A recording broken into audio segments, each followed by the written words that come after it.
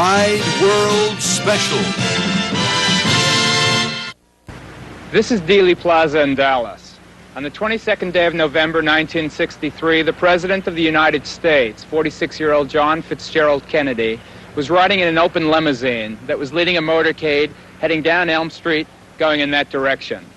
Sitting in the back seat alongside the President was the First Lady, Jacqueline Kennedy. Sitting in the front seat of the same open car was the then Governor of Texas, John Connally. To his left, Mrs. Connally. To her left, a Secret Service man. To his left, the driver, another Secret Service man.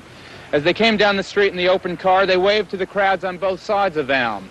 But then when they reached approximately that point, a shot rang out.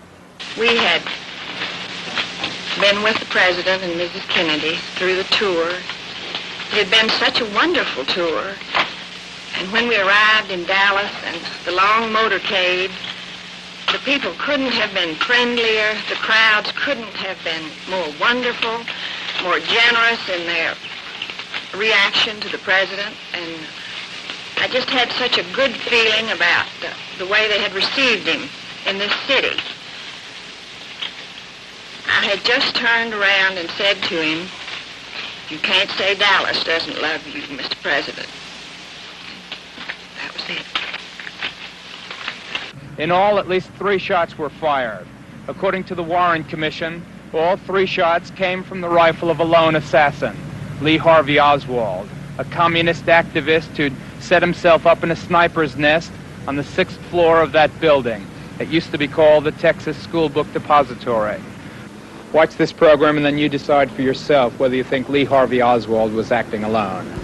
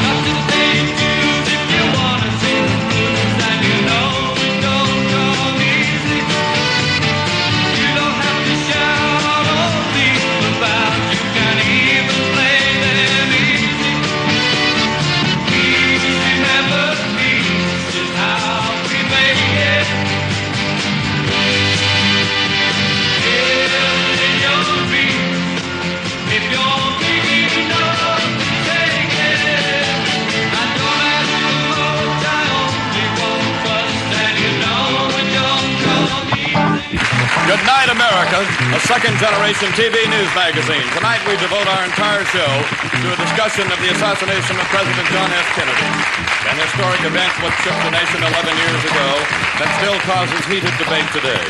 With our guests, Malcolm KIlduff, Assistant Press Secretary to the White House under President Kennedy, former Senator Ralph Yarborough, who rode in a Dallas motorcade 1 car behind the President, Jim Bishop, syndicated columnist and author of The Day Kennedy Was Shot, Mark Lane, attorney, writer, and critic of the Warren Commission report, Dr. Josiah Thompson, former member of the Time Life research team that conducted its own inquiry into the assassination, and Dick Gregory, comedian and activist who has aroused new interest in the controversies surrounding that day in Dallas.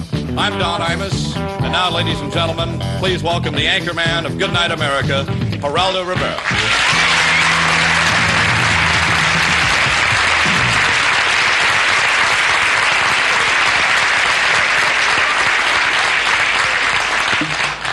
Good evening. 3 weeks ago, during the last edition of this program, we aired the actual film of the murder of President John Kennedy.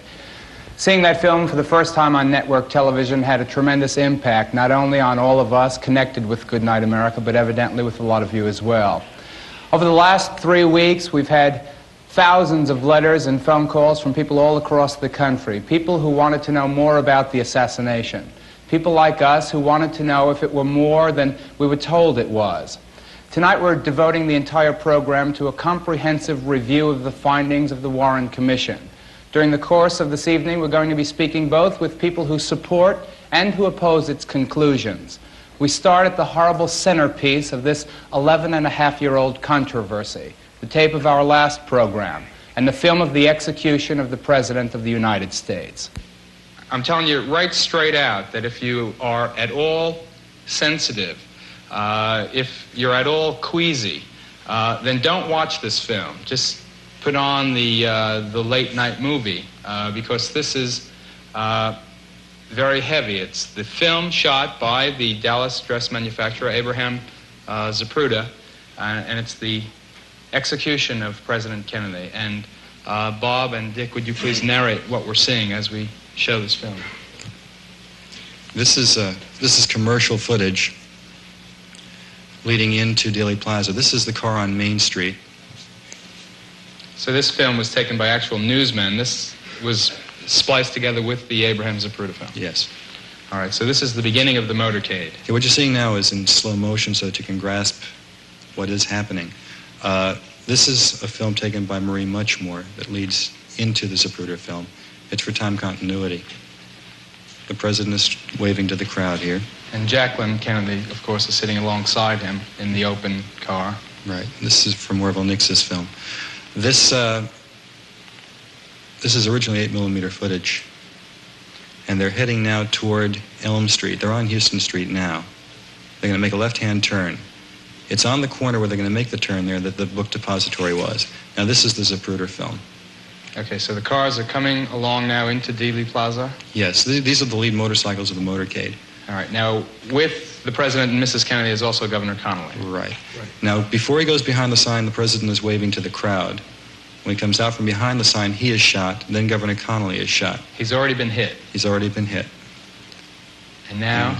At the bottom of the screen, the headshot. That's the shot that blew off his head. It's the most horrifying thing I've ever seen in the movies. Now, the Warren Commission said that all of the shots were fired from behind by Lee Harvey Oswald, a lone assassin, firing at the president. And as you can see, clearly, the head is thrown violently backwards, completely consistent with a shot from the front, right. Now, this is an extreme blow-up of just the president from the film. All right. Coming out behind the sign, he's shot. He's hit from the hit here. From the front, too. From the front. Now, Jackie doesn't realize what's happened yet. She goes to his aid. And now? He's hit from Again, the violent backward motion.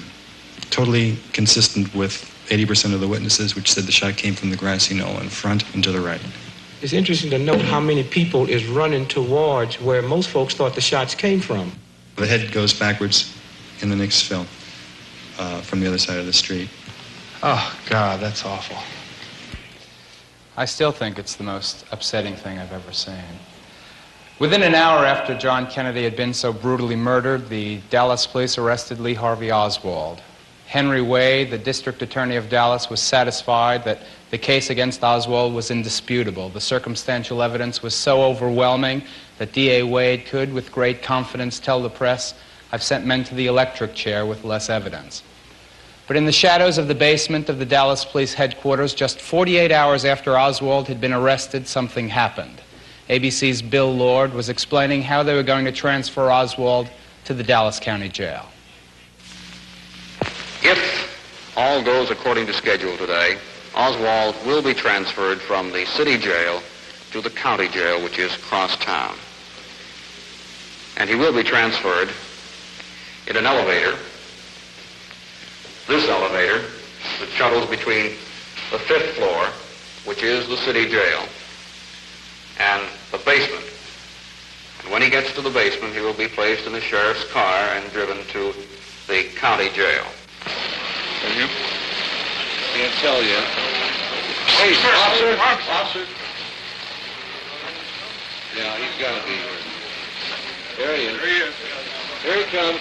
Now the prisoner wearing a blood splatter has changed from his t-shirt. He is no longer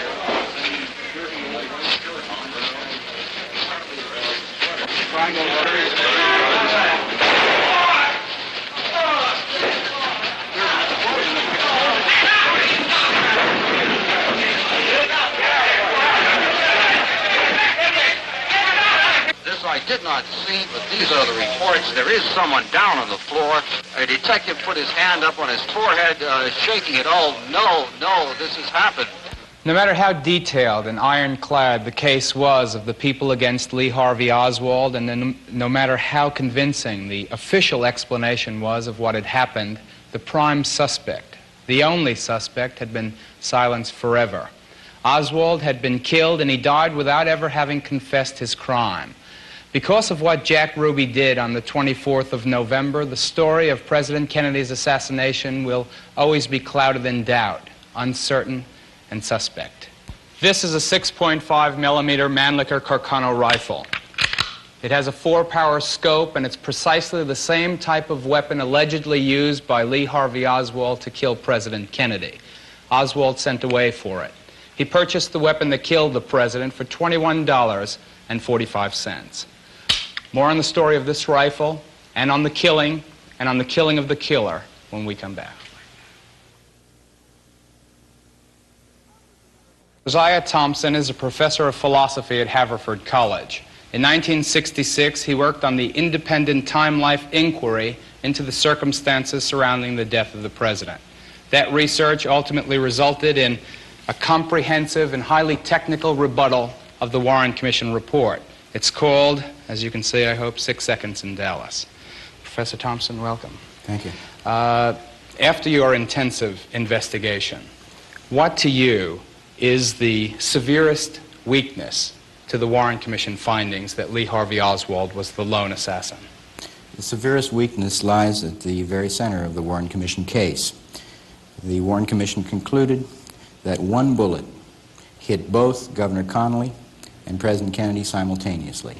That famous single bullet theory, namely that one bullet going 1,300 miles an hour slammed into the president's back on the right side, emerged from his neck, continued on to slam into Governor Connally's back, very near his right armpit, blow 5 inches out of his 5th rib, blow a large hole out of the front of his chest, continue on to puncture his wrist bone at the largest extent and shatter that bone and finally embed itself in the thigh. That theory, that one bullet did all that and did it within 0.003 of a second, is the greatest weakness in the Warren Commission reconstruction. Why do you say that? Because, as I remember it, President Kennedy was in the back seat of the open limousine, and Governor Connally was in the jump seat, sitting directly in front of the president.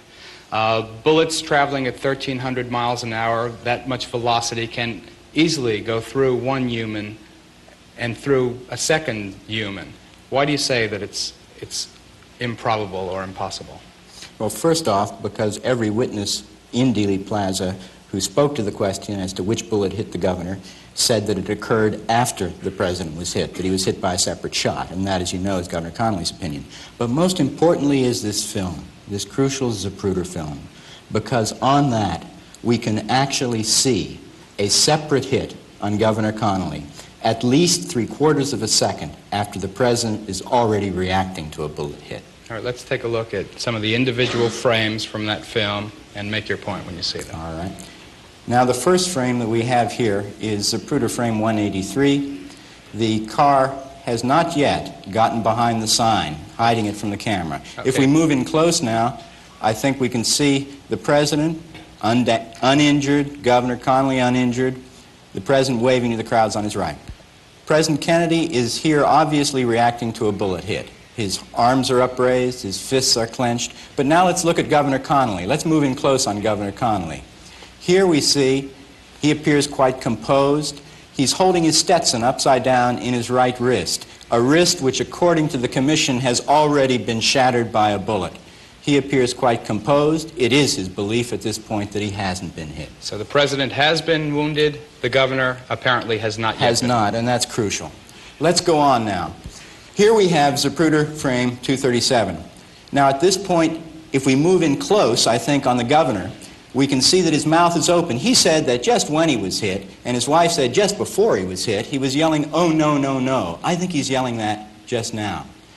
Now the hit occurs right now in the next 1/18 of a second. Let's go to the next frame. You see the change? The remarkable change.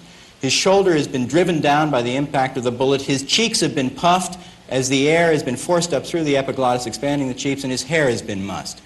That's what Dr. Gregory, Connally's doctor, told me when he saw that. Now let's move on to the next. 239. Connally's face is distorted like a boxer's face under the impact of his opponent's blows. His hair is mussed as before. Let's move on to the next frame. 240. Again, pretty much the same effect. Now, for the first time in this frame, we can see that shattered wrist begin to give way. But it begins to give way only after the hit at 2:37, 2:38. I want to stress what a small time that is. 1/18 of a second. All those considerable changes occurred. So you say that Governor Connally was hit after the president was wounded? At least 3/4 of a second after, and perhaps up to 1.5 seconds later. But most of the witnesses, and certainly the Warren Commission's conclusion, say that there were 3 shots. Why couldn't it have been Lee Harvey Oswald firing once, wounding the president with that first non-fatal shot, Lee Harvey Oswald firing again and wounding Governor Connally with that second shot, and then only the third shot being that horrible head shot blowing off the top of the president's head? A good question, Mr. Rivera. And if Lee Harvey Oswald had been using a machine gun, he could have done that easily. But he wasn't using a machine gun. He was using this carbine. Notice how it works. Now, the FBI tested this gun. They got Agent Robert Frazier, the fastest gun they could find, and he fired many, many rounds from this rifle. And what they wanted to find out was, what was the minimum mechanical time necessary to pull the trigger, work the action, and pull the trigger again, without aiming. I stress that, without aiming. The fastest time in all these tests that Bob Frazier could manage was 2.3 seconds.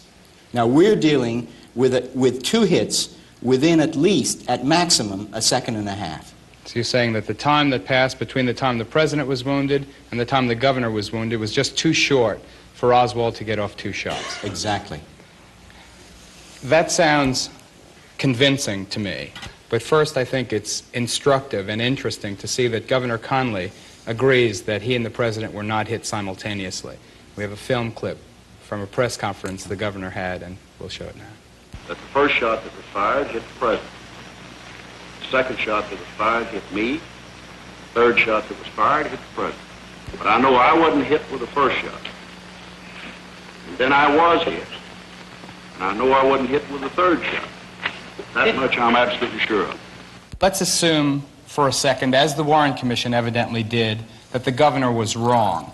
Under the traumatic experience of being wounded so severely, he simply was mixed up in his facts. And that every other witness who spoke to him and was that also every other mixed witness up. was Yes. mixed up. Is it possible that the governor experienced a delayed reaction? And if it is it possible, physically speaking, for Lee Harvey Oswald to fire a single bullet and to have that bullet go through the president's back, out his neck, into the back of the governor, the same bullet? I don't think it is, and I think we can show it right here. But I think it's important to show that we've exactly marked the models as, in fact, the wounds were incurred on Governor Connally and President Kennedy. All right. How do we know that, first of all? First of all, we have President Kennedy's coat. It exists, and we have a photograph of it. And one can see on that coat, about 4 inches down from the collar, a bullet hole here.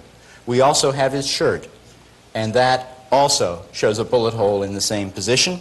We have notes that were taken during the autopsy, and a sketch of President Kennedy's body is drawn during the autopsy. At point B on this sketch, if we move in closely, we can see it now. There's a bullet wound, measures 7 by 4 millimeters, and again, it matches up with this position. In addition, we have the front of President Kennedy's shirt, which shows a small nick, a small slit in the shirt just under the collar button at approximately this location. That then marks the trajectory through the president. And we have here, I believe, a view drawn by a Warren Commission artist of that trajectory. Note, of course, that on the Warren Commission sketch, the wound has been moved to this position. It's moved higher than it appeared initially. Yes, and there's some dispute about that. This seems to me to be the proper location. Now, moving on to Governor Connally, I think we can see it clearly on the right-hand side of the screen, a hole here. That establishes then the entry point of the bullet, which then emerged about 4 inches under the right nipple of Governor Connally. Okay. Now, draw the trajectories and make your argument. We have a right-to-left trajectory of about 20 degrees here, entering here and emerging on the midline. Now, it should be obvious that a bullet that emerges on that trajectory would just barely graze Governor Connally's left arm. In order for it to enter at this point, just under his right armpit, the bullet would have to have turned around in midair, moved over 2 feet, and then driven downward at a much sharper trajectory to emerge at the point it did. Well, prima facie, it seems improbable that the bullet emerging here would then go over there. But again, what if somehow Oswald had miraculously managed to do it? What if the president, for instance, had been waving to the audience, the people on that side of Elm Street, and had leaned way over, excuse me, Mr. Roth, and that Governor Conley at the same time was waving to the crowds all the way over here on this side of Elm Street? Well, Is it possible we'd have to move them even farther here. Okay. That will do it. Now, it is possible by very awkwardly changing the models to get a trajectory like that, which will line up in the horizontal plane, but of course not in the vertical plane. But the problem there is that we have the Zapruder film. And on the Zapruder film, we can see what happens up until the car goes behind the sign. There's just 3/4 of a second there where it's hidden. In that 3/4 of a second, for this to have occurred, they would have had to have moved from their normal position, which they had before it went behind the sign, and then awkwardly stressed themselves like this, been hit by the bullet, and then moved back to the normal position, where we find them just 3/4 of a second later. That boggles my imagination. How central is this single bullet theory to the Warren Commission's findings that Lee Harvey Oswald acted alone? It is absolutely central. As the Commission counsel Redlich put it, to say that they were hit by separate shots is to say that there was more than one assassin. What happened to the bullet that passed through these men? Oh, we have the bullet. We have the bullet. It exists in the National Archives. We even have a photograph here of the bullet. I'd like to show you that bullet. This is the bullet right here.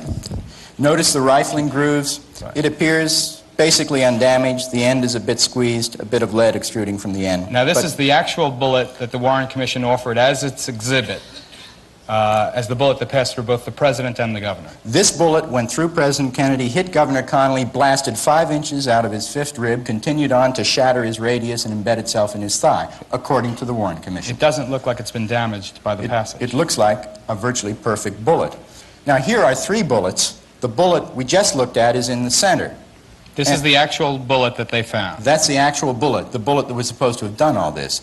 On either end are ballistic comparison bullets that were fired into cotton by the FBI. These went into cotton. According to the Commission, this went through 2 people, smashed 2 large bones, and it looks virtually undamaged. The Commission actually performed experiments to see what would happen to bullets fired from Oswald's rifle when they hit bone.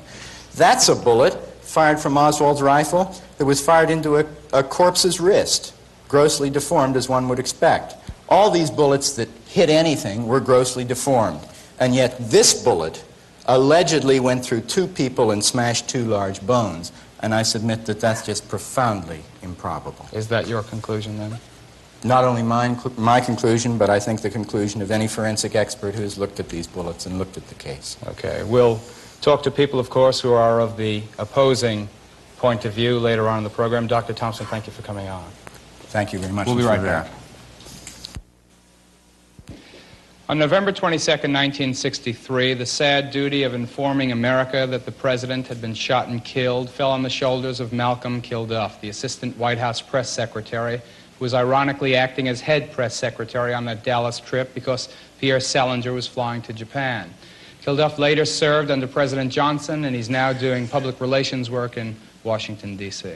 Ladies and gentlemen, please welcome Malcolm KIlduff. And welcome to you, sir. I wonder if you could just give us exactly your location at the instant the president was shot. My location was sitting in basically in the 4th car in the motorcade, in the right front seat, with Merriman Smith of United Press. It was the press pool car. I started in the previous segment by asking Dr. Thompson what he thought the single greatest weakness of the Warren Commission report was. I want to ask you what you think the single strongest aspect of that report is. Well, I think that the Warren Commission did its job and did its job well. I must frankly admit that I wonder why some of us who were that close to it were not interviewed by the Warren Commission. You mean the Warren Commission never called you? No, they did not. What did you see and hear? And basically, what the doctor said I would have to support. There was enough time, Merriman Smith sitting in the middle of the car, there was enough time after we heard the first shot for Merriman Smith to say to me, what was that? And for me to say, it sounded like a firecracker. You time that out, it comes out to about 3.5 seconds. And I can remember very clearly, and I don't know why I can remember it clearly, but I do. It was getting near Christmas time, and in Texas, Senator Yarborough will tell you they use firecrackers, and I figured somebody had thrown a firecracker out. It was an immediate thought, and I can remember it as if it were yesterday, that was my immediate thought. It was a firecracker. Now, there was enough time in there between the first and the second shot. In the reconstruction of the motorcade, as we were coming into Elm Street, our car was directly under the window in the Texas School Book Depository. There is no question in my mind, and I'll be very clear about this, as to where those shots came from, because they were coming right into my right ear. And as we were turning that corner, that was the car that, in point of fact, was the closest to the rifle at the time it was discharged. That rifle in that window just above my right shoulder. So you're saying that to you, unequivocally, the bullets came from the school book depository and not, as some people say, from the front or from the side? 3 shots came from the same location within that period of time. They sounded precise, exactly alike. They came from the same location. If they had come from far ahead, I would not have heard it that clearly because we were not in a convertible. The press pool car was a closed Southwestern Bell telephone car that had a phone in it. It was just a normal sedan. So if it had come from forward of the motorcade, as some experts have suggested, that shot would not have been that clear. They were all of the same intensity to me at that precise moment in time. Do you agree with the central finding of the Warren Commission that Lee Harvey Oswald was the lone assassin? Yes, I do. Do you agree that one bullet passed through the president and then went on to wound Governor Conway? No, I believe it was the second shot that hit Governor Conway. Would you object to a reopening of the Warren Commission or some other official body? No, I certainly would not object to a reopening of the Warren Commission report. I think that there's been far too much mystery made of this, too much talk of this conspiracy. For I do strongly feel that it was the single act of a single deranged mind of Lee Harvey Oswald. And one of the reasons he got away with it was because he told no one. He didn't brag about it at a local bar or anything else. Because you've got to, yes, because you've got to remember the Secret Service, and having served in the White House for over 3 years, I know this, receive letters every day from cranks. They're going to kill the president. Well, this happens every day, and they get reports, and they look into them every day. He just happened to keep his mouth shut and just went about his business the way he wanted to, and did exactly what he had planned on doing. So although, in summary, although you feel that Lee Harvey Oswald acted alone, you have no objection to a reopening of the inquiry to clear these because I would like to see the doubts laid to rest. Very definitely I'd like to see the doubts laid to rest. With us is one of the prime reasons that we are doubtful now, Mark Lane, who was an early and outspoken critic of the report, a fact which immediately made him famous or infamous, depending on whose point of view you have. Mark, welcome. Thank you. What to you are the most important unanswered questions, and how do you respond to Mr. KIlduff's feeling that because he was there and he heard the shot so clearly that Lee Harvey Oswald was the lone assassin? Well, I think it's a shame that the Warren Commission, which had some 25,000 interviews and re-interviews conducted by the FBI, 1,550 interviews conducted by the United States Secret Service, published 26 volumes of evidence, a massive amount of material locked away in the archives and in the files of the FBI and the CIA, never questioned this witness.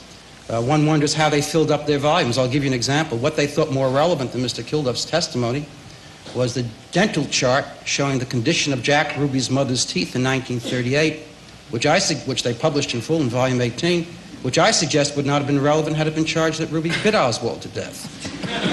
But I don't know why Mr. KIlduff says they did such a good job. They didn't question 98% of the eyewitnesses to the assassination of John Kennedy. I know why they didn't question Mr. KIlduff. Why? Because if he said what he said here, it would prove the Warren Commission report was incorrect. There's not, I think, an adequate job in terms of the doubts which exist in this country, which proliferate in this country, which I believe are held by the majority of people in this country now, more than a decade after the death of President Kennedy. All right, we'll talk more about that when we come back in a minute. Good night, America, how are you?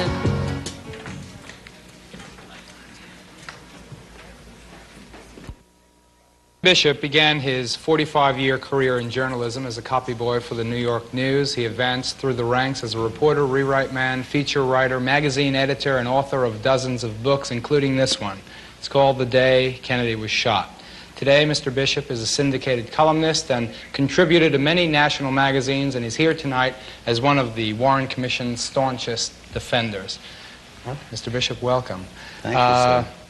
I know you spent 5 years researching that book, The Day Kennedy Was Shot. What's new? Now, the newest thing on that subject is a little piece of literature from Medical Times, November 1974, which is fairly recent.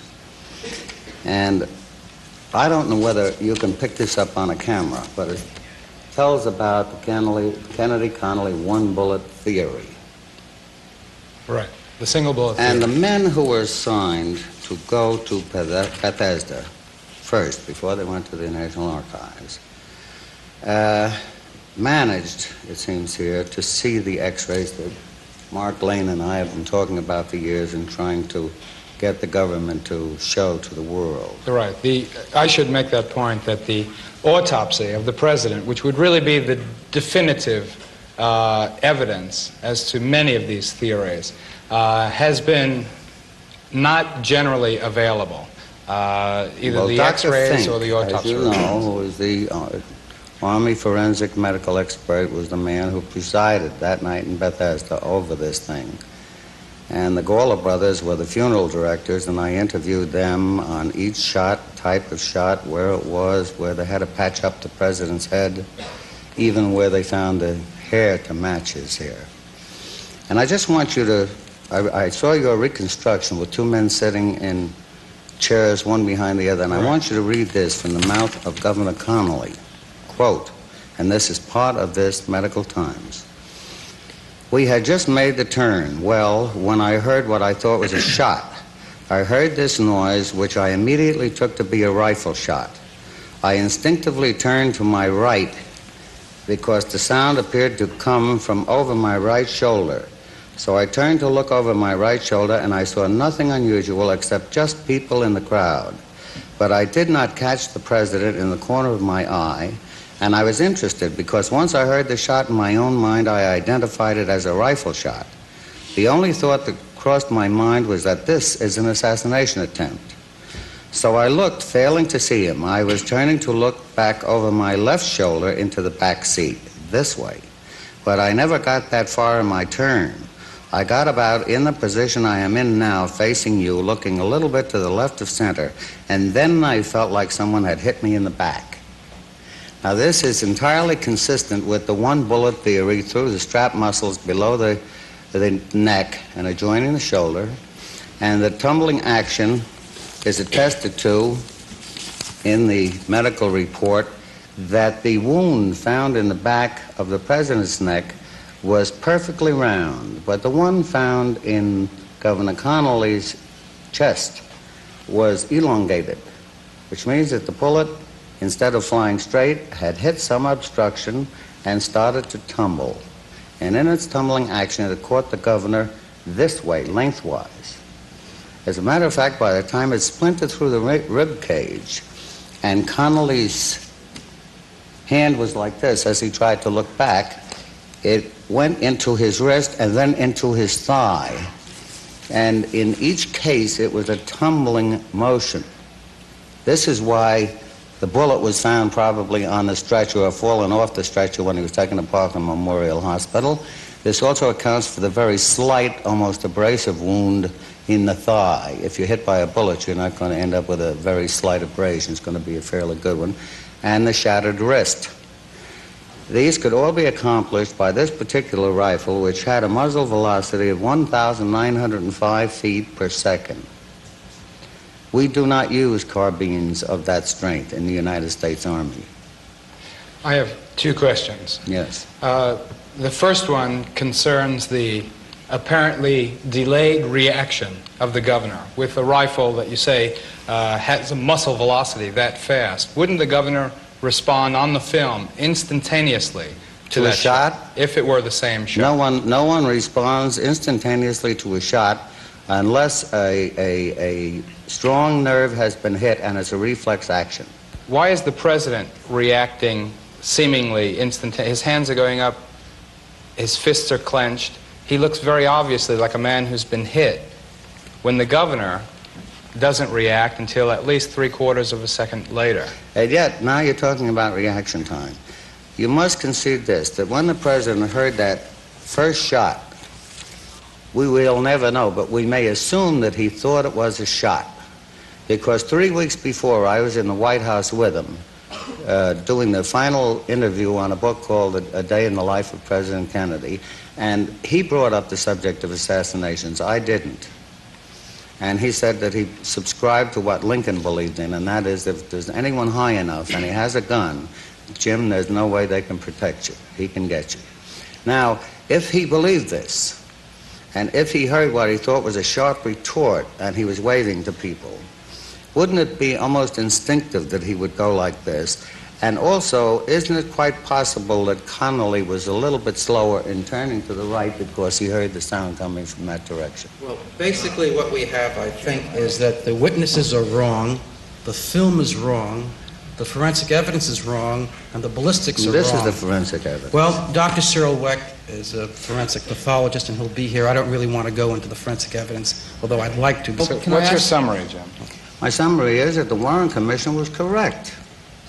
And the only mystery we have left is a thing that Mac and I have discussed and we're not agreed upon, and that is, was there a number 1 bullet which missed the car through the yew of the tree? Or was that a third bullet? So you're saying that there was 3 bullets. The first bullet missed. The second bullet did go through the president and then through the governor. Right. The governor was wrong in his testimony, essentially, is what you're saying. No. He was wrong, yes, but honestly wrong. Yeah, I'm not Sincerely saying. wrong. Yes, I'm not. He wasn't lying. Right. The governor was sincerely mistaken. But if you listen to the quotes from him right after it happened, he turned to his right, as he would. If you heard a shot coming from there, you would turn too. And then the left hand goes onto the right leg. Then when he turned the other way, he was in the opposite frame. You're on a jump seat. Right, but what about the fact that the bullet that they found allegedly on the stretcher of Governor Conley had only 4 grains missing from it, and a bullet that passed through one man's back, out his neck, did this tumbling act that you suggest, went into the back of Governor Conley, smashed his rib, knocking the rib out, and smashed the wrist bone, which, as I understand, is one of the thickest bones in the body, yes, embedding itself someplace in the thigh, or at least wounding the thigh. The damage was so insignificant. More grains should have been missing? No, I'm saying that the bullet should have been flattened or in some way These gentlemen deformed. postulate that it's quite possible that by the time it went through Governor Connolly, the bullet may have reversed itself in its tumbling and been traveling back to the front while going in this direction. In other words, you fire and a bullet tumbles end over end and hits you and goes through your skull. It explodes the skull. 5 1/4 inches of the president's head flew out over the back of the car. It has an explosive tumbling effect. All right, well, let's see. Wait, just before we go away for a commercial, and we'll be right back. You're saying that the bullet turned in midair and went into Governor Conley? After hitting the president. Right, after hitting it started to tumble. It tumbled, so it went in backwards, and that's why it's not. No, in his back, it went in sideways, this way, the long way. Right. And the wound and the scar that the governor carries today is elongated. It is not round. Okay. I wonder if I can just say one thing, and that is Lieutenant Colonel Pierre Fink, we referred to, who in fact was in charge of the autopsy at Bethesda, testified that there are more grains of metal in Governor Connolly's right wrist than are missing from that bullet. Now, whether it went in backwards or sideways or inside out, when you come to the weight, if there are more grains left in the wrist than are missing from the bullet, that bullet could not have contributed all of those grains. If Dr. Fink said that, yes, then I would subscribe to what you say, but I haven't read it or heard him say it. He testified to it. Uh-huh. We'll check that Well, I have all when of we're that. during the commercial break, whether he said it or not.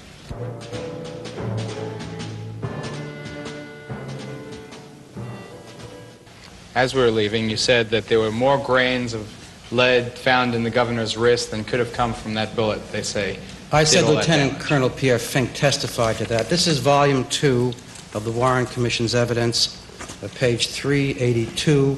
It's the questioning of Colonel Fink by Arlen Specter, and he is asked, Mr. Specter asks Colonel Fink if he has examined, had an opportunity to examine Commission Exhibit 399, which is that bullet, and he says yes, he has been able to do that this afternoon.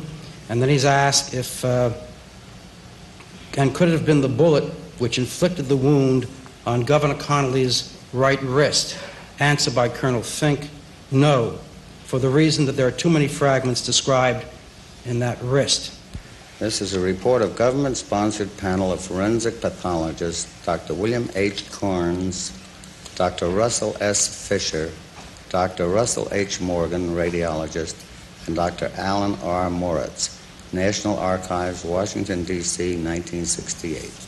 And they say that... And they all agree, even though they will not identify which ones of them were opposed to the Warren Commission theory. They admit at the start that some of them were opposed to it and didn't agree with it. But now, they are in unanimous agreement that there were 3 bullets. One somehow missed the car, one hit the president and the governor, and one killed the president. And this is November 1974. It does, however, in this Volume 2 of the Warren Commission report, seem to indicate that Lieutenant Colonel Fink does not feel that the bullet 399 was the bullet that fractured the wrist. Of course, he could be mistaken, as could many, many other people. That's why we're here, is because it's very difficult to believe any thesis all the way. I found it difficult myself to write the book because, as I told you, I could have gone wild, talked of conspirators, and made, I think, perhaps a better selling book out of it. Do you have any objections personally to a reopening of the inquiry? None whatever. None whatever. I think anyone will agree that we could have cleared the whole thing up at that time had 2 things happened. One is, had Lyndon Johnson not ordered the Warren Commission to hurry it up and give me a complete report. That was point 1 that was harmful. And point 2 was, Mrs. Kennedy, the widow, felt that the x-rays and the other medical material were sacred and were to be kept secret from the world for something like 75 years. Now, if we hadn't had those 2 things, then anyone could have walked in and examined it as public material. Well, there's a lot of other evidence which has been locked up in the National Archives and the files of the CIA and the FBI. It had nothing to do with the request by the Kennedy family. And I'm glad to see that, Jim, that you take the position the matter should be reopened. I think most Americans feel that way. I spoke in Madison, Wisconsin yesterday. After I spoke there about the case, the Attorney General of that state, Bronson La Follette, the Mayor of Madison, Paul Soglin, called upon Congress to reopen it, and said they personally, I think, were reflecting the feelings of millions of Americans when they said they would not be satisfied with a new presidential commission, or a commission which relies upon the CIA or the FBI to conduct investigation. But what they wanted, and I think what most Americans want, is an investigation by a committee of Congress, not conducted the way the Warren Commission did, all behind closed doors, all in secrecy, and finally with their report being issued, but conducted the way Irvin's investigation of Watergate was conducted, before the American people. This was, after all, something which affected the lives of every person who lived on this planet, and today, 11 years later, because of the actions of the federal government and the federal police, the American people still don't know why John Kennedy was killed or who killed him. And I think this matter remains on the agenda until we get those answers. We have to go to a commercial now. Thank you both, Malcolm and Mark, for coming on. Jim, stick in for a little while. Okay, we'll be right back.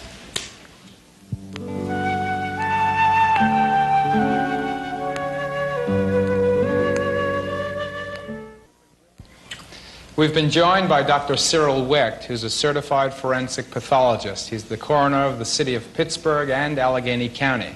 In addition to that, he's also a professor of law and pathology. He's formerly the president of the American College of Legal Medicine, and he's now the director of the Institute of Forensic Scientists. He's one of a handful of physicists, or physicians, I should say, who've actually seen the autopsy photographs and x-rays of the late president. Welcome, Dr. Wecht. Now, thank you. Before I get into the questioning, I want to make one thing clear before we go on. It's the question of the single bullet theory. Briefly, to summarize, if the president and Governor Conley were wounded by two separate bullets, that leads to the conclusion that there were two assassins because of the difficulty in operating that rifle. If in fact they were hit by the same bullet, by a single bullet, that leads great weight to the Warren Commission's finding that Lee Harvey Oswald acted alone. Now, I'm not going to ask you about that yet, but we'll get to that. First of all, to establish your credentials, if any establishment is necessary other than reading your resume, how many autopsies have you performed? I have performed around 7,500 autopsies and have directed, supervised, or reviewed perhaps another 10,000 over the past 18 years or so. How would you characterize the autopsy performed on President Kennedy? As one of the most incomplete, superficial, incompetent medical legal autopsies that I have ever seen. Let me say, without any reference at this point to what one believes about the conclusions of the Warren Commission, there is no question at all among forensic pathologists and other forensic scientists that this autopsy is absolutely unbelievable. That this should have been done in the United States of America on the most important medical legal autopsy in the history of our country and possibly in the world in this fashion still staggers the imagination, and after all these years I find it hard to believe that it did happen. The pictures of that autopsy. Of course, if the autopsy had been scientifically adequate, this obscene speculation that's been going on about the president's body would have been silenced. We can't redo the autopsy, but there were photographs taken and x-rays, and you're one of the few people who are given access to those documents. The documents show many things which are set forth in the autopsy report. I do find many things with which I agree. There are a lot of things that are not in controversy. The more important things, perhaps, Mr. Rivera, are the items that are missing from the National Archives. And this is something that, unfortunately, too many Americans don't know. They have no way of knowing.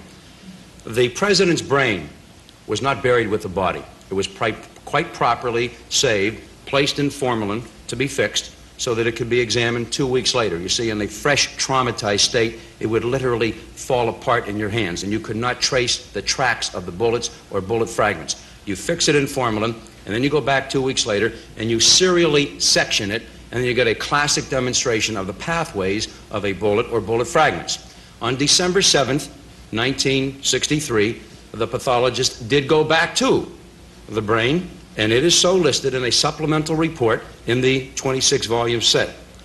And the final sentence regarding the brain says, coronal sections, that's side to side, coronal sections of the brain are not made in order to preserve the specimen. Okay? They don't say for whom, but it wasn't for me, because the brain is no longer there at the National Archives. The microscopic tissue slides, which were made of the so-called wounds of entrance and the so-called wounds of exit, which may or may not be exit and entrance as they believe. Those slides, which they do refer to in their supplemental autopsy report, are no longer at the National Archives. Special sections made of the brain are no longer at the National Archives, and Kodachromes of the interior chest of the president, so that we could learn more about the wounds of the neck, the wounds of the back, the trajectory of the bullet, etc., what structures might have been damaged. Those Kodachromes are missing. So probably the four most important items of hard, physical, forensic pathology evidence regarding the autopsy on the President of the United States are missing. Where'd they go? No, they're very clever, you see. They don't get themselves into a Watergate bind. They don't say that they have been lost. They don't say that they are destroyed, and they don't say that you can't see them. They simply say, we do not know where they are. We've been talking about the single bullet theory, the bullet going through the president to the governor. What about that headshot? I want to show the film again from Zapruder's frame, approximately 3:12 onward. We've talked about the first two shots. Let's talk about that last shot, because I think in the last program we put undue emphasis on the fact that the president's head was whipped back. So at the risk of horrifying you again, I want to show that film. So the president, there's the head shot. The head blows off, and the president's head goes violently backward. There's the backward motion. Now, in the last program, everyone who saw it and everyone who saw it at home all said that the bullet appeared to come from the front, and that's why the head was whipped back that way. But I understand that that may not have been the case. It may not have been the case. The only thing I can say to that from a forensic pathology standpoint is that the movement of the body is much more consistent with a shot coming in much further down on the side than the alleged site of Lee Harvey Oswald or anybody else from the southeast corner of the 6th floor of the Texas School Book Depository.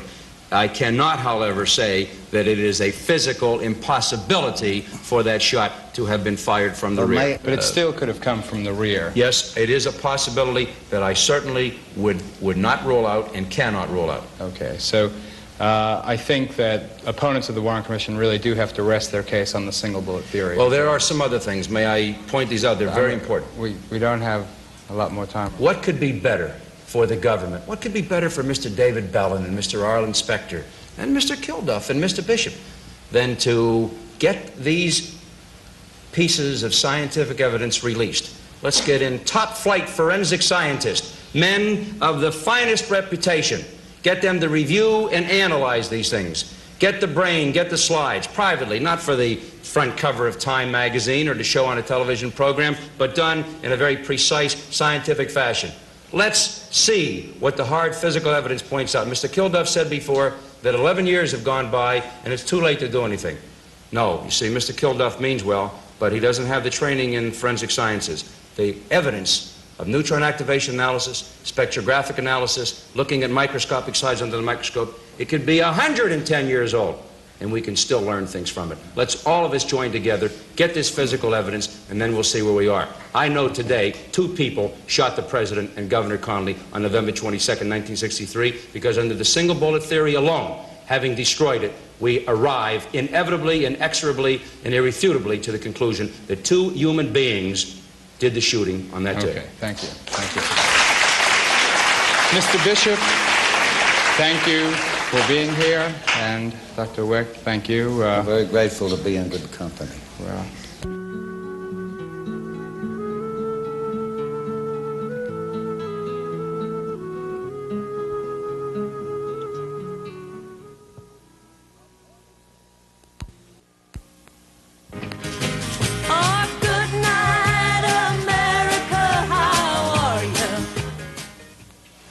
After nearly 14 years in the United States Senate, Ralph Yarborough is currently practicing law in his home state of Texas. On that fatal day in Dallas, Senator Yarborough was in the car with the Johnsons, following right behind President Kennedy's car. And he's here with us tonight to give us an eyewitness account, perhaps the best eyewitness account of what happened. It wasn't in the immediate car behind the president. There was a Secret Service car between the president's car and the Johnson car.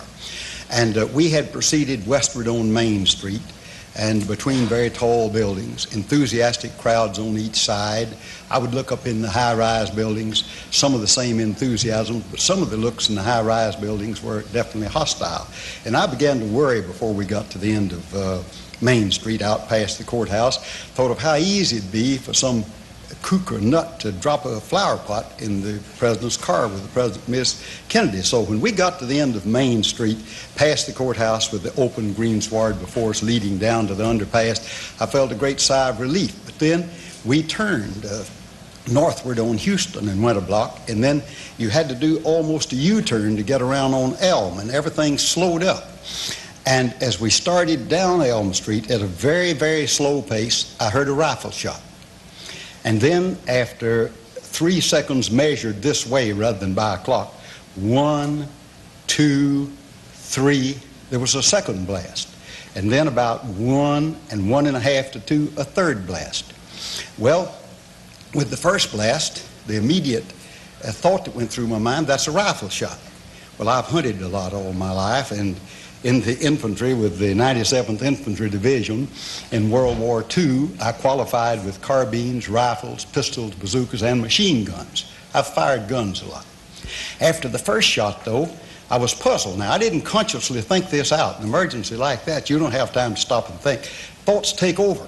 The thoughts from past recollection recorded or past experiences in life take over with the brain. You just don't have time in 2 or 3 seconds to sit there and reason things out. Thoughts took over. They ran through my mind. That's a rifle shot. Why are we stopping? Why is this slowed up?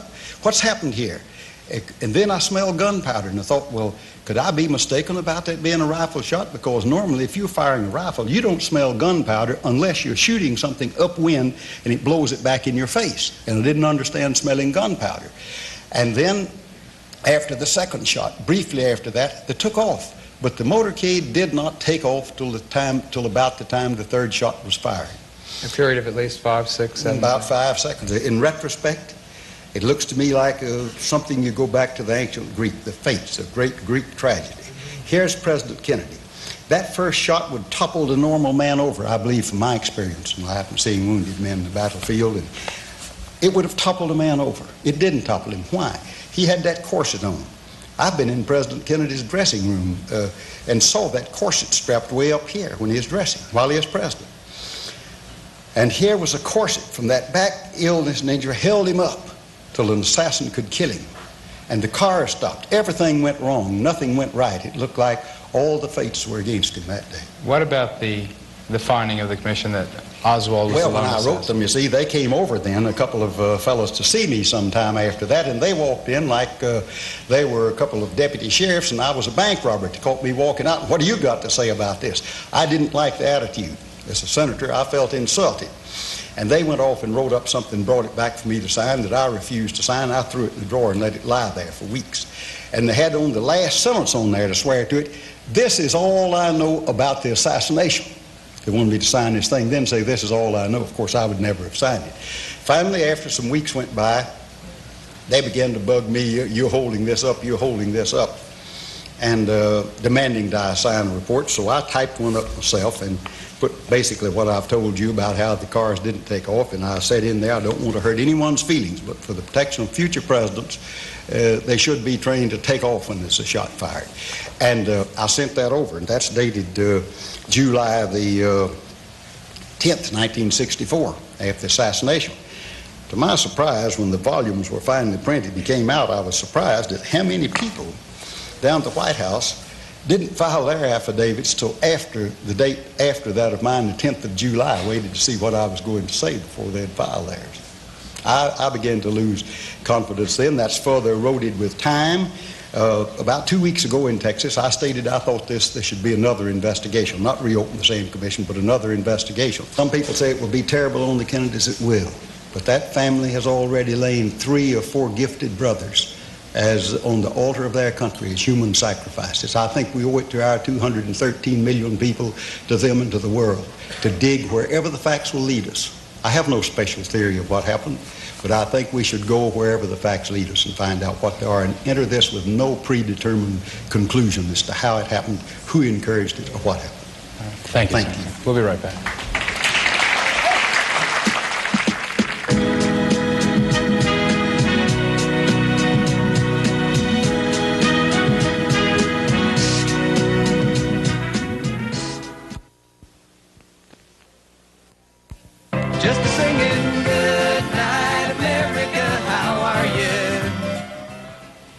With me now is Dick Gregory, the comedian and social activist who, as far as I am concerned, started this whole thing. He came to me and discussed the evidence of the Zapruder film and of the president's death and got me involved, and that's why we did the segment on the last program, and it's the result of the response to that program that caused us to devote the entire 90 minutes this time to the show, or rather to the murder of the president. And I wonder what response you've gotten since then. I'm so tickled to be here tonight, thanks to Joliet Junior College in Illinois to switch the date for me. I think, after looking at this show tonight, that any investigation that's held, it is almost a must that the whole taping of this show tonight, if they have to subpoena it, should be brought in. I'll give it to them voluntarily. Yeah. The reaction has just been unbelievable. The tremendous amount of people that was able to see with their own eyes. To sit and talk and discuss is one thing. To see with your own eyes is something else. And I think this will do more to have an investigation so we can clear the air. There's a lot of questions that have to be asked. We heard tonight of the Secret Service do a good job. Lee Harvey Oswald never bragged about killing someone. He didn't have to. The fact that he said, I don't want to be an American citizen, I'm going to Russia, I'm going to give secrets away. The fact that that man is back in the country means that some investigative force who have the protection not only of the president but of America should have known where he was at that time. And I think what's beginning to come out now, and I think, you know, the people that was able to see the first show and the ones that was able to see this show now, regardless to what side of the fence you're on, will be able to say there's a lot that's been left to the imagination that something could have happened wrong. Let's solve it. You know, we talk about valuable documents that's stored away for 25 years. The president is bigger than his family. He's bigger than his wife. He's bigger than his kids. He was our president. And anything happened negatively to affect that president affects all Americans. There were many people that committed suicide, many people that had heart attacks. And if any information that would throw any light on what happened, be it negative or positive, should be released. And I would hope that this show and shows like this and the news media, I think the salvation of this country today lies with the news media going in saying, we're going to ask some hardcore questions. We're going to do some hardcore investigation. And to the extent where the Congress, where people in power making position is going to have to scream out for the type of investigation that we're going to need. I know that at the end of your college lectures, you have kind of a rap session with the audience and you ask them what they think about what they've seen and heard. I think that that would certainly be a valid exercise here tonight, and I wish you would lead the questioning. Sure. With pleasure. Here we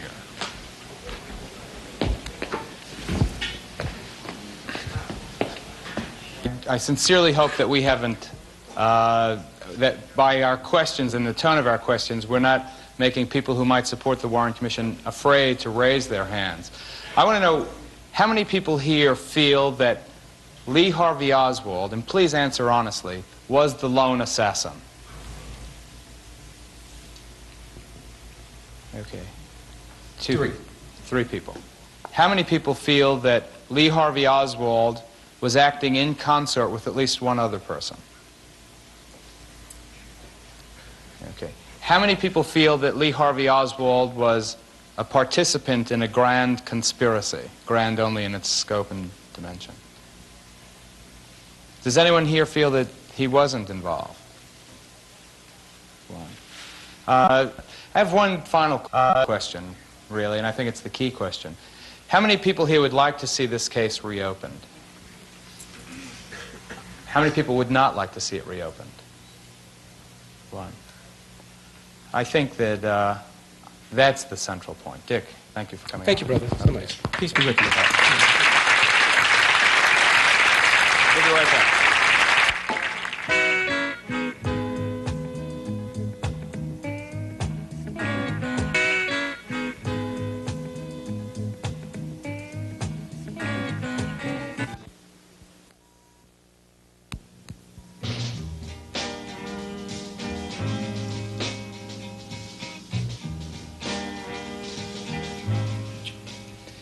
In studying the circumstances surrounding the death of President Kennedy, the phrase, "if only," frequently comes to mind. If only they hadn't taken that trip to Dallas. If only their motorcade had avoided Dealey Plaza. If only the assassin's aim had betrayed him at the moment of murder. If only, if only. It's a phrase born of frustration that also applies to what happened after Kennedy was killed. If only the doctors at Parkland Hospital in Dallas had been permitted the time to perform a proper autopsy. If only Jack Ruby had spared Lee Oswald. If only Oswald had confessed. If only the Warren Commission didn't appear to be just a well-motivated attempt to close the terrible wound the nation had suffered. I think that by now time has healed that wound. Long ago we passed the point where the truth might have been too unbearable. Now it's just the absence of truth that bothers us. Rational men and women are raising reasonable questions. With all due respect to the honorable members of the Warren Commission and their hard-working staff, I submit that their carefully manicured account of what happened on the 22nd day of November 1963 just doesn't hold up under the test of time. If Lee Harvey Oswald was one of the trigger men, then the physical evidence suggests that he wasn't the only one. To pretend any longer that we're satisfied with the official version of history is to compound the cruel loss we suffered when John Kennedy was killed. A high-level, nonpartisan, objective congressional inquiry weighing every shred of relevant evidence is the only way we can finally and honorably let John Kennedy rest in peace. Peace to you all. Good night.